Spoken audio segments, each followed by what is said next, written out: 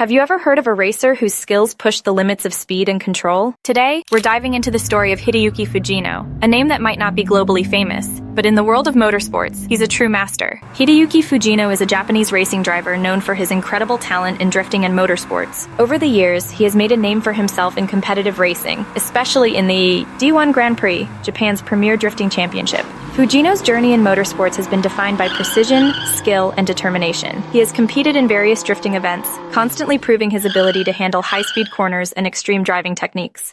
His performances in the D1 Grand Prix have placed him among the top drifters in Japan, where competition is fierce, and every driver is pushing their car to its absolute limit. What sets Hideyuki Fujino apart is his dedication to mastering the art of drifting. His smooth yet aggressive driving style has earned him respect from both fans and fellow drivers. Whether he's behind the wheel of a tuned-up sports car or competing in high-stakes battles, his precision is unmatched. Drifting is a motorsport that requires not just speed, but control, balance, and a deep understanding of car mechanics. Fujino's skills have influenced many aspiring drifters who look up to his technique and approach. His impact on the sport continues to inspire a new generation of racers.